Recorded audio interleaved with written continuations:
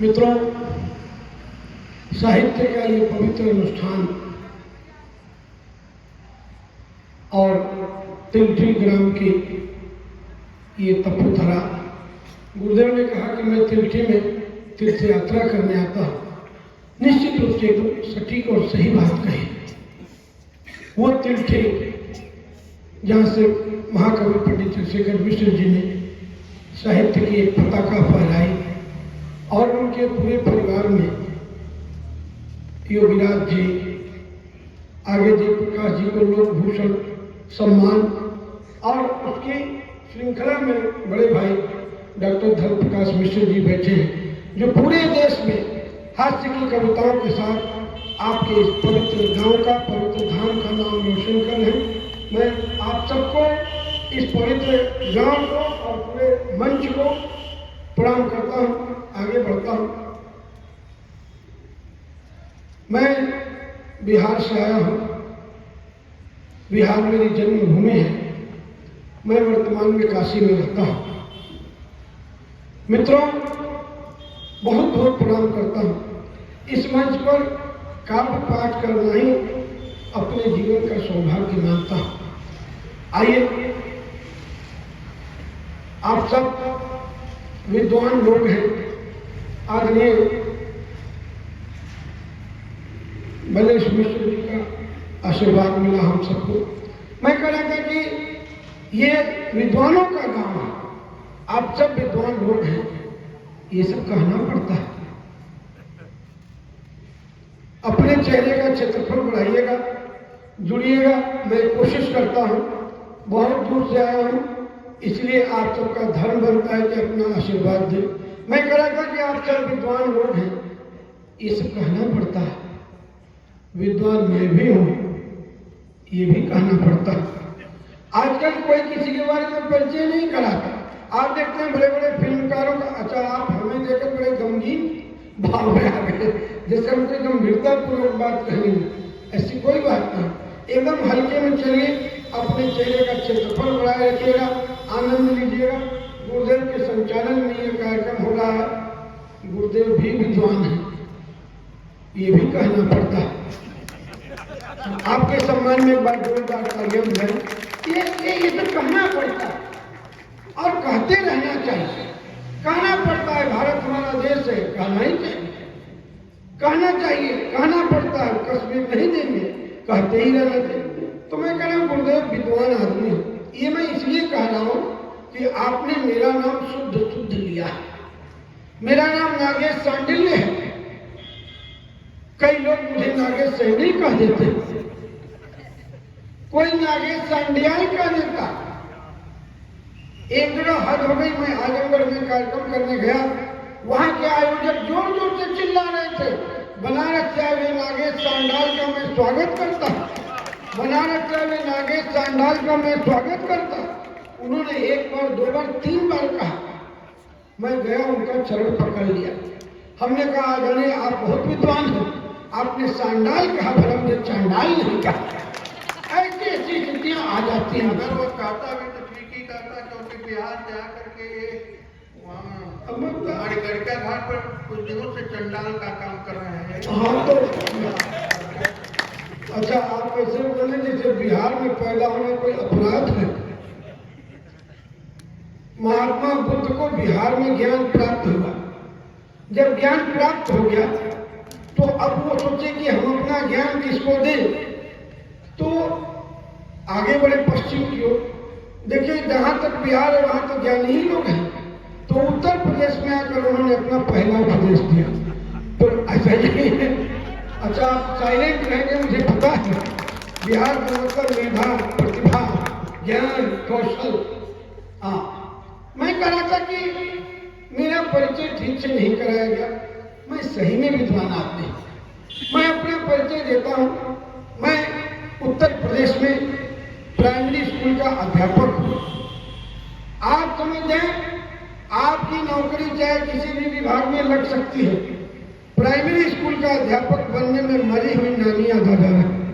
अच्छा, गलत करे, सही करे तो समर्थन करिएगा, तालियों से समर्थन करिएगा। इस सभा में कितने प्राइमरी स्कूल के अध्यापक बैठे, हाथ उठाइएगा, मैं विशेष रूप से प्रणाम करता हूँ। मित्रों, अच्छा खासा कितना कठिन है प्राइमरी स्कूल का अध्यापक होना।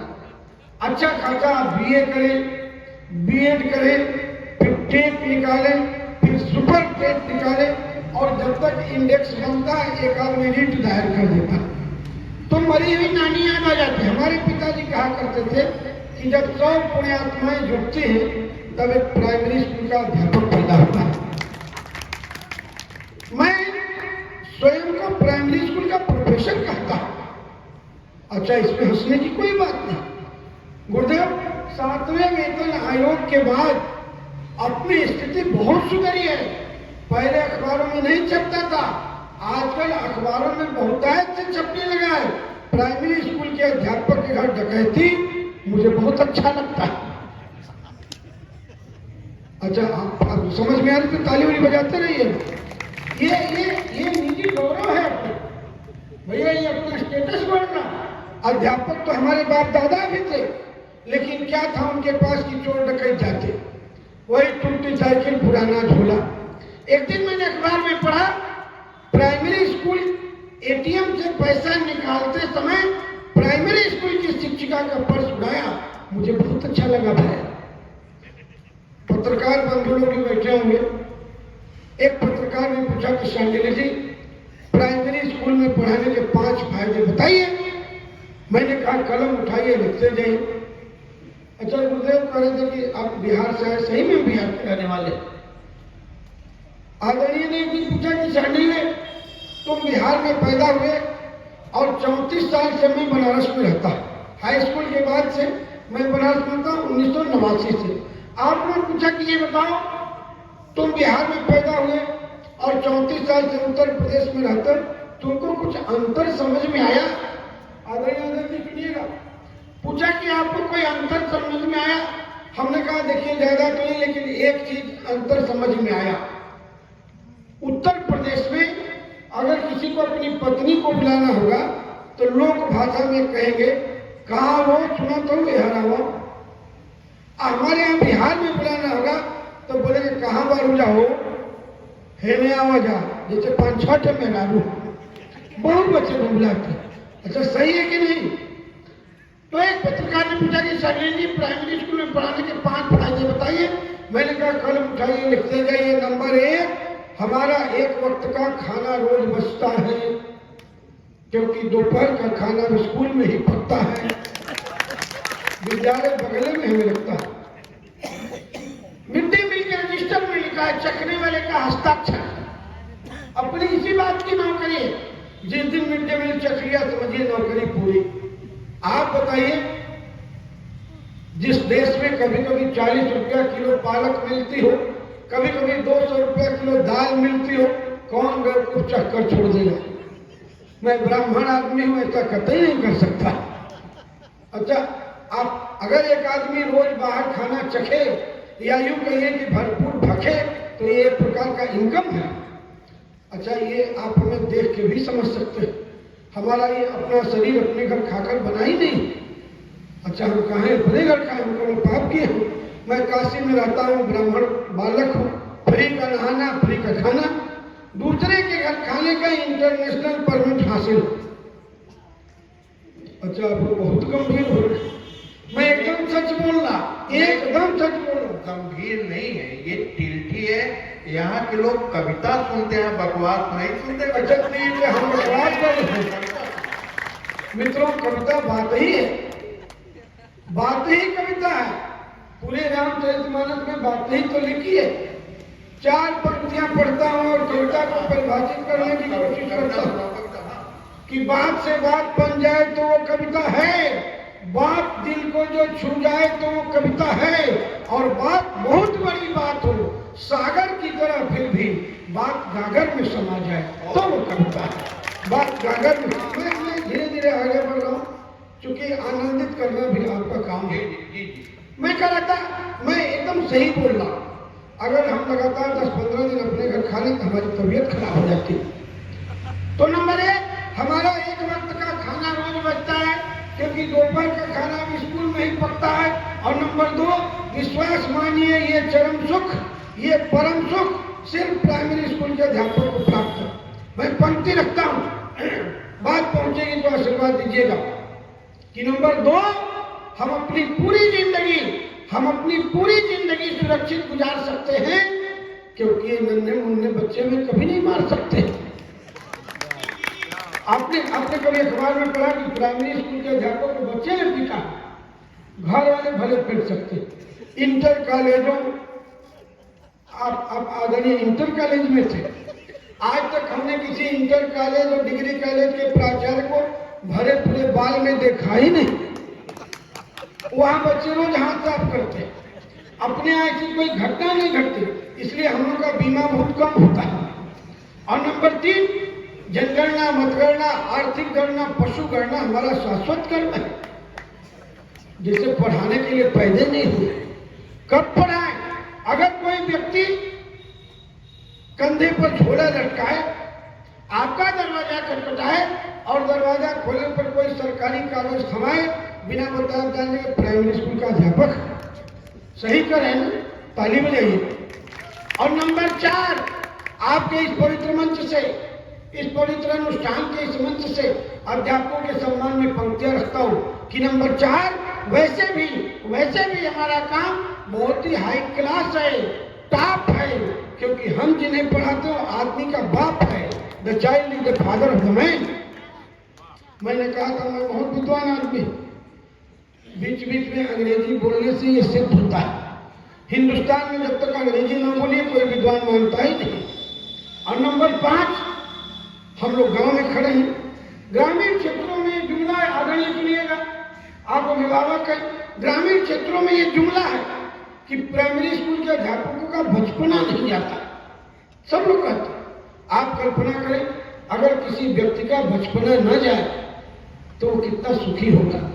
और तब आपके इस मंच से मां सरस्वती से 4 पंक्तियों में याचना करता हूं कि मां मुझे बस उम्र भर सच्चा बना देना, मां मुझे बस उम्र भर सच्चा बना देना, ज्ञान से तुम भले ही कच्चा बना देना, और मैं रहूं निश्चल हमेशा द्वेष ईर्ष्या से रहित, हो सके तो फिर मुझे बच्चा बना देना, हो सके तो फिर मुझे बच्चा बना देना, हो सके तो फिर मुझे बच्चा बना देना।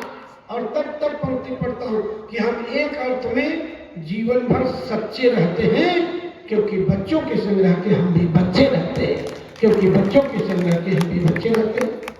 बहुत अच्छा आप सब सुन रहे हैं। आइए हास्य रंग की चाशनी में 1-2 कविताएं पढ़ता हूँ। एक ही पढ़वे करेंगे। अच्छा, हम बिहार से आए हैं, हम इतना पढ़ लिए, जब हम ज्यादा पढ़ के क्या करेंगे। मैं कह रहा था हास्य कहाँ नहीं है, जुड़िएगा, हास्य कहाँ नहीं है। आप किसी से परिचय कराइए, ये मेरा भतीजा है, तत्काल लोग पूछते सगा भतीजा है। आप किसी से परिचय कराइए, ये मेरा भांजा है, तत्काल लोग पूछते सगा भांजा है। एक बार मैं अपनी पत्नी के संग जा रहा था। अच्छा, कितने लोग समझ रहे हैं? जितने लोग समझ रहे हैं ताली बजा सकते। अथवा कोई टेंशन मत लीजिएगा, जब समझ में आए तब बजा सकते हैं। हाँ, मतलब घर जाके भी बजा सकते हैं, हमें अपने को कोई जल्दी नहीं। आपका जब मन करेगा तब बजाइएगा। पूछ देते हैं लोग कि सगी पत्नी है क्या। अब आप कहेंगे सगी पत्नी क्या हो। अपने समाज में सबके चरित्र की रक्षा के लिए कुछ शब्द बनाए गए, जैसे गुरुदेव हैं हमारे। अब इनको डायरेक्ट पिता नहीं कहा जा सकता, तो पिता तुल्य करके जुगाड़ से काम चलाते। सबको आप मां नहीं कह सकते, इससे पिता का चरित्र खराब होता है, तो माता तुल्य कहते हैं। हालांकि इनका चरित्र परमानेंट खराब है, तो माता तुल्य का। अपने सालिया वाली, जो साली वाली आधी घर वाली कहा, इस साली आधी घर वाली। जब साली आधी घर वाली है तो सगा भाई हो सकता है, तो सगी पत्नी भी तो हो सकती है। मित्रों, जो कविता मैं सुनाने जा रहा हूं, आप सब जानते हैं पति पत्नी के बीच में एक योजक चिन्ह होता है, जिसे अंग्रेजी में हाइफन कहते हैं। मैंने उसको हटाकर ये कविता लिखी है।